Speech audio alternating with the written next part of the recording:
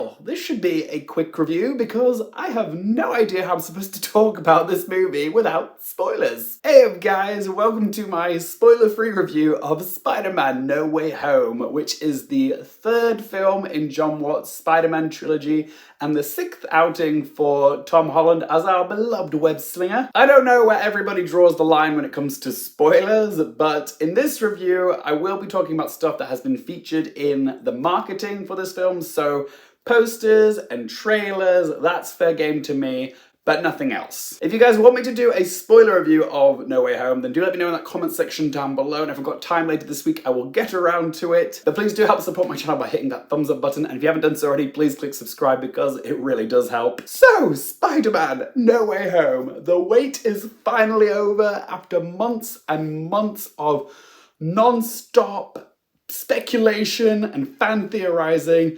It is finally here. So much hype, so much pressure, so much expectations for this film. And what did I think of it?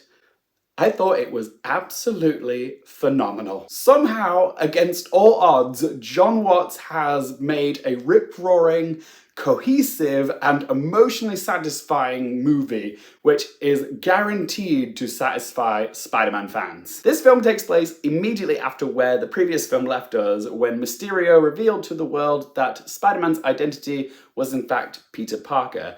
Now, the whole world knows that Peter is Spider-Man, his world is in disarray, and it's affecting those nearest and dearest to him. So Peter asks Doctor Strange if he will cast a spell which will erase the collective memory of everyone on Earth about the fact that he is Spider-Man. However, the spell goes wrong, and alternate universes start bleeding into theirs, and a cavalcade of villains from the Sam Raimi and Mark Webb Spider-Man movies start coming into this one, and they include the original actors reprising their roles. So you've got the Green Goblin, played by Willem Dafoe, Dr. Octopus, played by Alfred Molina, Electro, played by Jamie Foxx, Lizard, played by Risa Fons, and Thomas Hayden Church as Sandman. And that is all the plot that I'm going to give you. So why did I love this movie? And no, the answer isn't just nostalgia. Well, for starters, every single actor in this brings it. This is easily my favorite performance of Tom Holland as Peter Parker. He had me cheering, whooping, sobbing. He just keeps getting better and better in each subsequent Spider-Man film. What's interesting about his performance in this film is how it does kind of run parallel to Tom Holland's own experiences,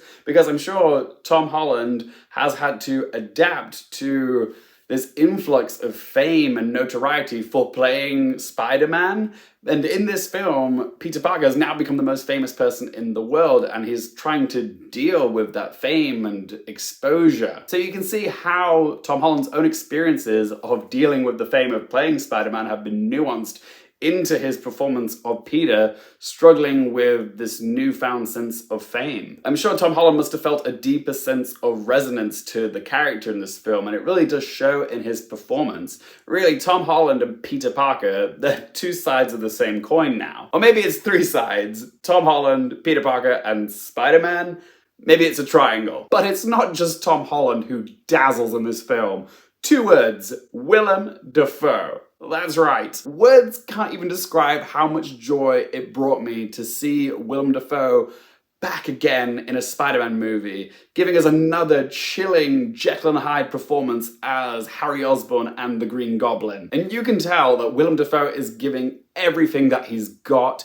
Those crazy eyes, that cackle, bravo. I'm so happy for Willem Dafoe. Alfred Molina as Doc Ock, my favorite villain of any Spider-Man movie that there's ever been. Seeing him back on the screen again was such a treat. Alfred Molina has such presence and gravitas as Dr. Octopus. He was so damn good. And he's not the only character with 8 limbs in this movie. Think about it. But everyone, and I mean everyone, is amazing. Benedict Cumberbatch, Marisa Tomei, Zendaya, Jacob Batalon, Jamie Foxx, Thomas Hayden Church, and others. I cannot praise the performances enough. I can't get over the fact that Jon Watts has managed to pull off what Spider-Man 3 and The Amazing Spider-Man 2 couldn't, which is he manages to successfully balance a plethora of antagonists in one movie, which is even more gobsmacking when you consider there's more antagonists in this film than there is in Spider-Man 3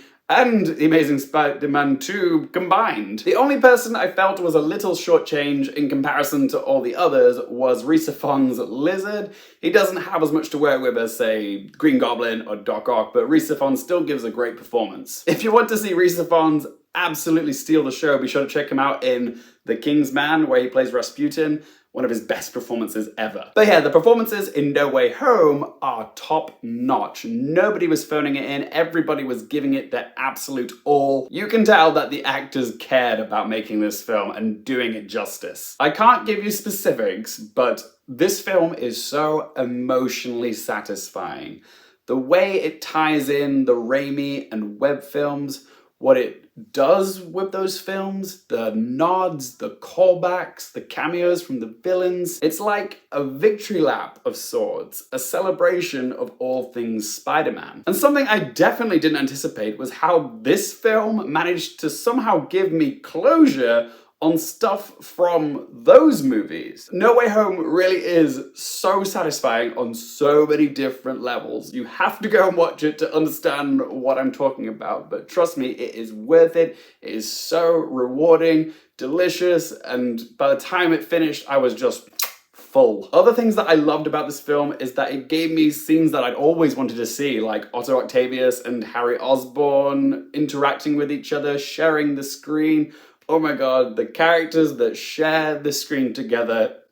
The action sequences were fantastic, showcasing the villains' powers in glorious fashion. The visual effects were jaw-dropping, and I'm not just talking about the mind-melting mirror dimension sequence, but also the de-aging of people like Alfred Molina and Willem Dafoe. That was done so subtly, much better than when they had to de-age Willem Dafoe in Aquaman. The mid-credit scene and the post-credit something were awesome. Make sure you stick around for those. And also, the choice of song for the end credits, just perfection. As for negatives, there are a few rather large plot conveniences, but I can't really say what they are because spoilers. Again, if you want me to do a spoiler review, let me know in the comment section. And a few details are glossed over, such as why is Jamie Foxx's Max no longer a scrawny nerd? Instead, now he's a 10 out of 10 sexy Jamie Foxx type. He's had a glow up, and they do address it, but it's never actually explained. So let's ask them 3 questions.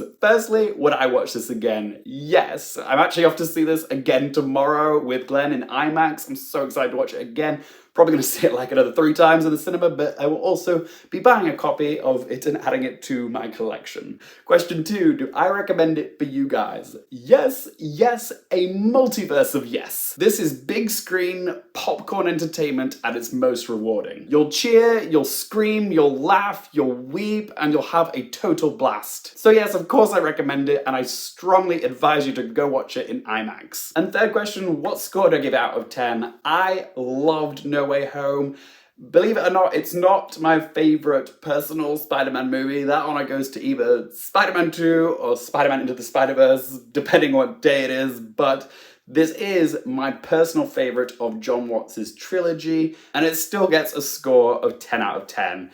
But for everything that this film pulls off and in such spectacular, tidy fashion, I'm gonna say that Spider-Man No Way Home is a film that I recommend that everybody sees at least once before they die. It doesn't get much better than that. But as always, guys, it's just one bloke's opinion. I would love to hear your thoughts on Spider-Man No Way Home. What did you think of this movie? Where does it rank for you in all the Spider-Man movies? Whatever you have to say about this film, let me know in that comment section down below. If you have enjoyed this video, hit that thumbs up button. For more movie, TV, and Oscars related content, don't forget to click subscribe, and if you want to follow me on any of my socials, Twitter, Instagram, Letterboxd, they're all in that video description down below. And as always, thank you guys so much for watching. For more things related to movies, TV, and popcorn culture, I'm Luke Garfield, and I'll see you next time.